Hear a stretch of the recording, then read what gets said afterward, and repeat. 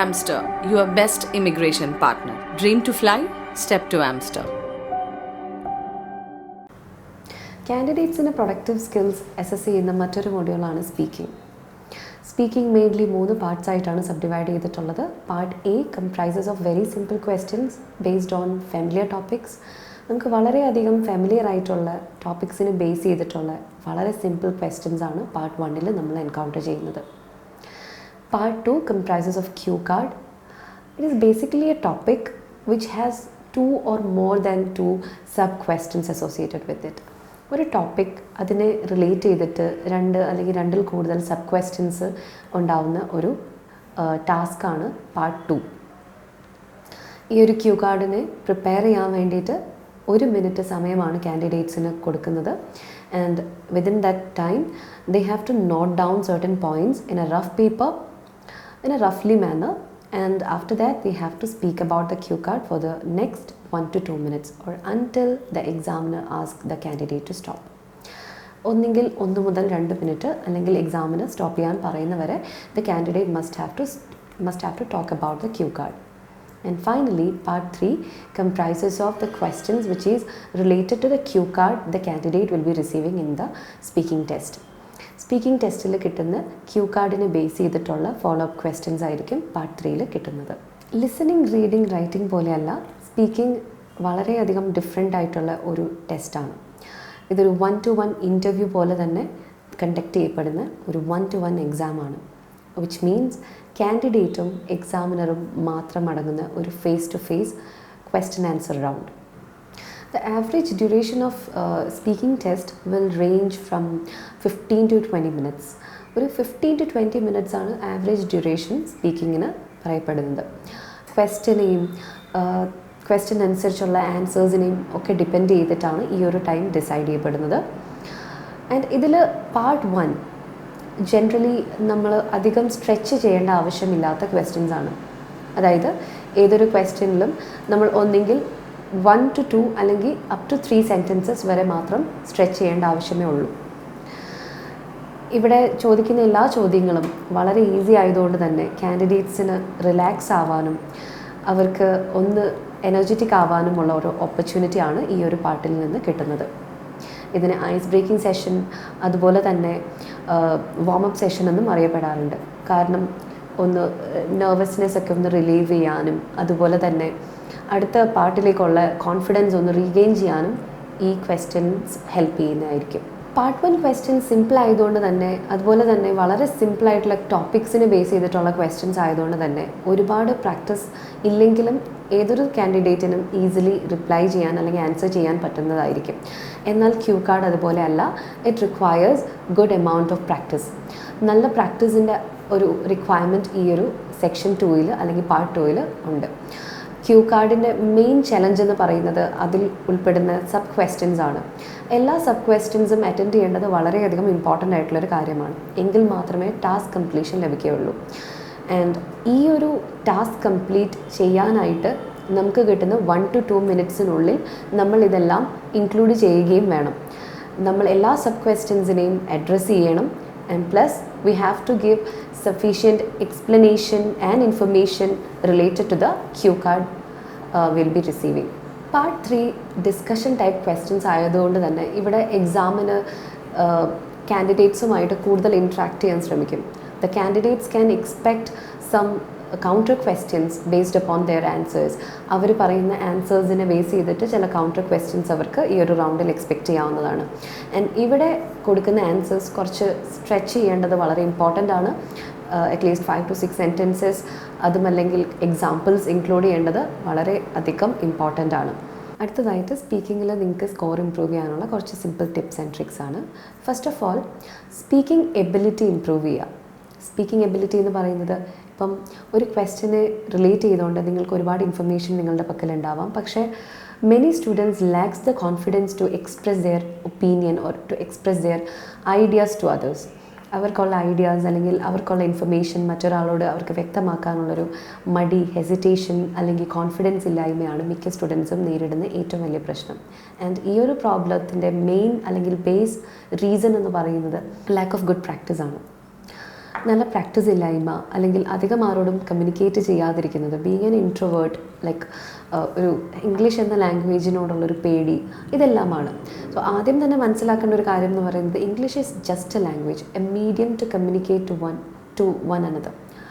Okay, ഒരു വ്യക്തിക്ക് ഉള്ളൊരു ഇൻഫർമേഷൻ മറ്റൊരു വ്യക്തിക്ക് പാസ് ചെയ്യാനുള്ള ഒരു മീഡിയം മാത്രമാണ്. It's just a language.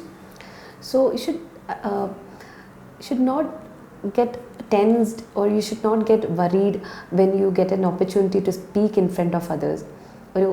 മറ്റൊരു വ്യക്തിയുടെ മുമ്പിൽ നിങ്ങൾക്ക് ഇംഗ്ലീഷിൽ കമ്മ്യൂണിക്കേറ്റ് ചെയ്യേണ്ടി വരുന്ന ഒരു അവസ്ഥയിൽ അതിനെക്കുറിച്ച് ആലോചിച്ച് വറീഡ് ആവേണ്ട കാര്യമില്ല. When you become conscious or when you become tensed or nervous, then you will not be able to express your ideas in a comfortable way or in an appropriate way. നല്ല രീതിയിൽ നിങ്ങൾക്കത് express ചെയ്യാൻ പറ്റത്തില്ല. So നിങ്ങളുടെ hesitation മാറ്റിയെടുക്കുക, നന്നായിട്ട് speak ചെയ്യാൻ practice ചെയ്യുക. Whenever you get an opportunity you should make sure that you will never miss that chance. നിങ്ങൾ ഒരിക്കലും ആ ഒരു ചാൻസ് മിസ്സാവാതിരിക്കാൻ പ്രത്യേകം ശ്രദ്ധിക്കുക. Instead of using your local language or instead of communicating in your local language you should try to speak to others in English. Secondly, ഏതൊരു സ്റ്റുഡൻറ്റും എക്സാമിനിൻ്റെ മുമ്പിൽ നല്ല കോൺഫിഡൻറ്റ് ആൻഡ് ക്രിസ്പായിട്ട് വേണം ഏതൊരു ക്വസ്റ്റ്യനും റെസ്പോണ്ട് ചെയ്യാൻ. എൻറ്റയർ സ്പീക്കിംഗ് സെഷൻ റെക്കോർഡ് ചെയ്യപ്പെടുന്നതുകൊണ്ട് തന്നെ നിങ്ങളുടെ മുമ്പിലുള്ള എക്സാമിനർ ആയിരിക്കില്ല നിങ്ങളുടെ സ്കോർ ഡിസൈഡ് ചെയ്യുന്നത്. എൻറ്റയർ സ്പീക്കിംഗ് സെഷൻ റീഇവാലുവേറ്റ് ചെയ്യപ്പെടുകയും നിങ്ങൾ പറയുന്ന കാര്യങ്ങൾ അവർ റീഅസസ് ചെയ്തതിന് ശേഷം മാത്രമായിരിക്കും നിങ്ങളുടെ സ്കോർ നിങ്ങൾക്ക് അസൈൻ ചെയ്ത് കിട്ടുന്നത്. അതുകൊണ്ട് തന്നെ നല്ല കോൺഫിഡൻ്റ്ലി, നല്ല ക്രിസ്പ് ആൻഡ് ലൗഡായിട്ട് സംസാരിക്കേണ്ടത് വളരെയധികം എസെൻഷ്യലാണ്. സ്പീക്കിങ്ങിൽ മറ്റൊരു ഇമ്പോർട്ടൻറ്റ് ഫാക്ടറാണ് ഇൻറ്റൊനേഷൻ. നമ്മുടെ വോയിസിലുണ്ടാവുന്ന മോഡുലേഷൻ. അതായത് നമ്മളിപ്പോൾ സംസാരിക്കുന്ന സമയത്ത് ഒരു സന്തോഷം നിറഞ്ഞ കാര്യങ്ങളും സങ്കടം നിറഞ്ഞ കാര്യങ്ങളും ഒരേ ടോണിലായിരിക്കില്ല നമ്മുടെ ലോക്കൽ ലാംഗ്വേജിൽ സംസാരിക്കുന്നത്. ബട്ട് മോസ്റ്റ്ലി എല്ലാ സ്റ്റുഡൻസും കമ്മിറ്റ് ചെയ്യുന്നൊരു കോമൺ മിസ്റ്റേക്ക് കൂടിയാണിത്. When they are trying to communicate in English, ഇതെപ്പോഴും മോണോട്ടോണസ് ആയിരിക്കും. അവരുടെ ഒരു ഇമോഷനും അവർ സംസാരിക്കുമ്പോൾ റിഫ്ലക്റ്റ് ആവാത്ത വിധം വളരെ പ്ലെയിൻ ആയിട്ടായിരിക്കും അവർ സംസാരിക്കുന്നത്. ആൻഡ് ഈ ഒരു സംസാര രീതി മിക്ക എക്സാമിനേഴ്സും അവരുടെ ലാക്ക് ഓഫ് കോൺഫിഡൻസ് ആയിട്ട് കൺസിഡർ ചെയ്യുകയും അവരത്രയധികം എഫിഷ്യൻ്റ് അല്ല എന്ന് മനസ്സിലാക്കുകയും ചെയ്യുന്നു. സോ ഒരിക്കലും ഈ ഒരു പ്രോപ്പർ, അതായത് മോണോട്ടോണസ് ആയിട്ട് സംസാരിക്കാണ്ട് always try to bring up your emotions whenever you are trying to express your ideas to others. Like ഇപ്പം നിങ്ങൾക്ക് പറയാനുള്ളത് ഒരു സന്തോഷമേറിയ കാര്യമാണെങ്കിൽ അതിന് തക്കതായിട്ടുള്ള കുറച്ച് ഒരു ഹാപ്പിനെസ്, നിങ്ങളുടെ ഹാപ്പിനെസ് റിഫ്ലക്റ്റ് ആവുന്ന രീതിയിൽ നിങ്ങളുടെ വോയിസിൽ നോർമലി നിങ്ങൾ വരുത്തുന്ന മോഡുലേഷൻസ് കൊണ്ടുവരുത്താൻ ശ്രമിക്കുക. In case if you don't have much idea about any particular question, don't hesitate to express your difficulty to them.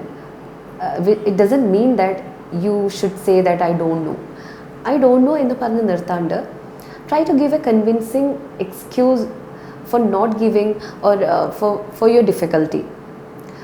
എല്ലാ ക്വസ്റ്റ്യൻ്റെയും ആൻസേഴ്സ് എല്ലാ സ്റ്റുഡൻസിനും അറിയണം എന്നതില്ല.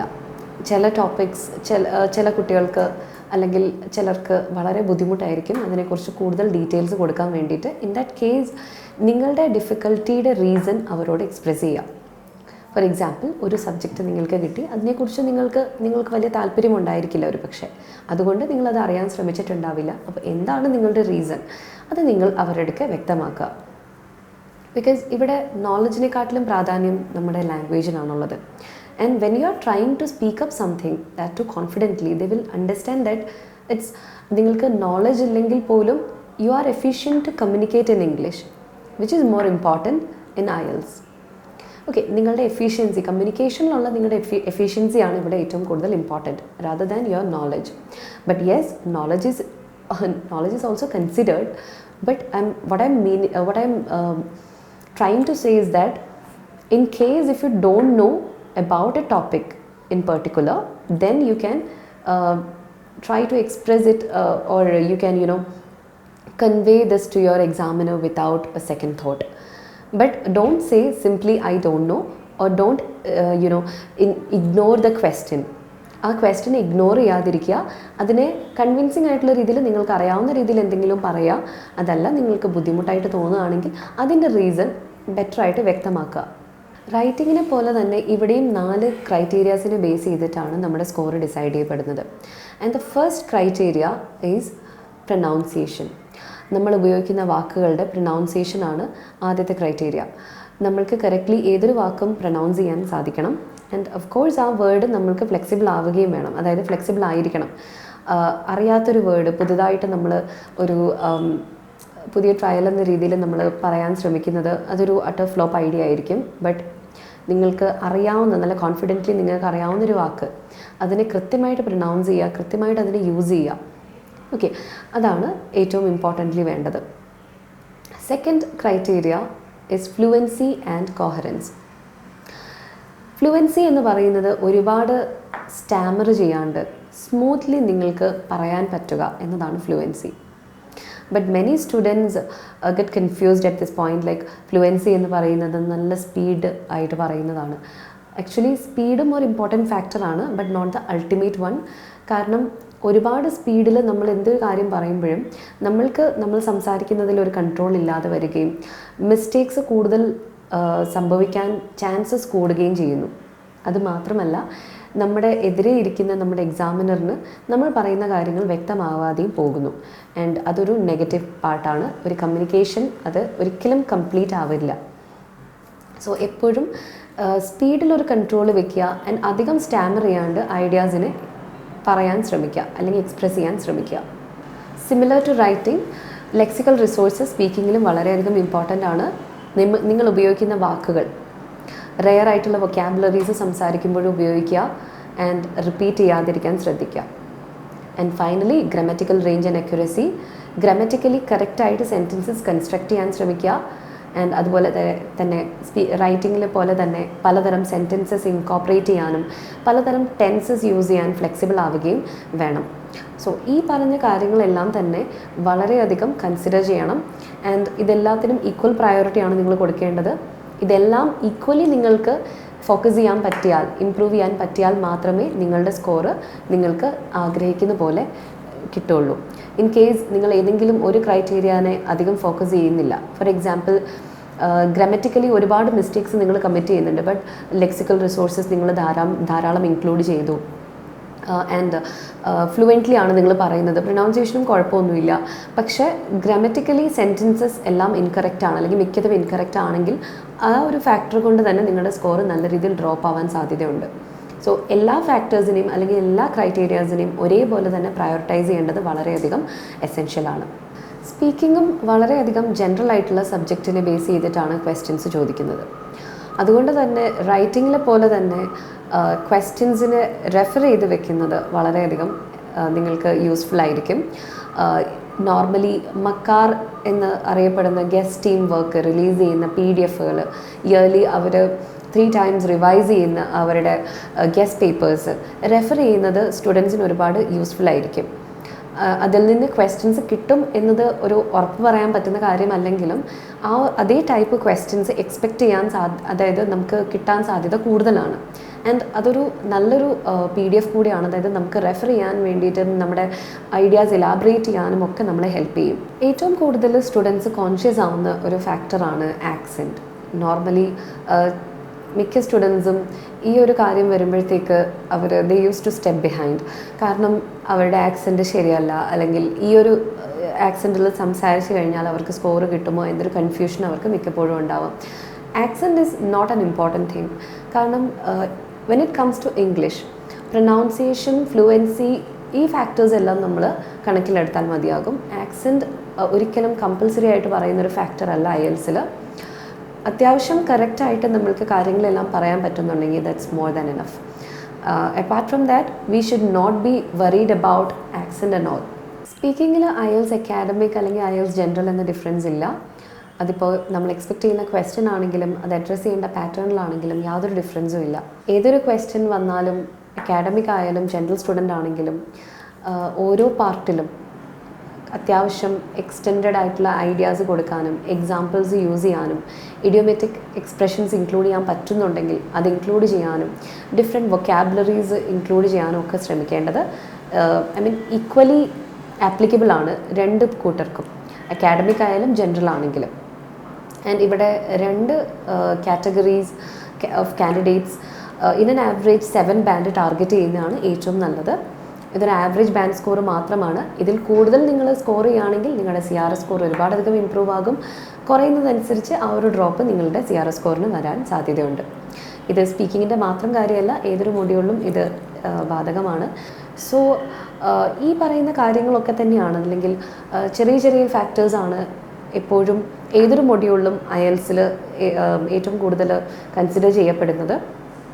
അതുകൊണ്ട് പ്രാക്ടീസ് അത് വളരെയധികം എല്ലാ മൊഡ്യൂൾസിലും ഇമ്പോർട്ടൻ്റ് ആണ്. So that's all about speaking. Thank you so much. Amster, your best immigration partner. Dream to fly? Step to Amster.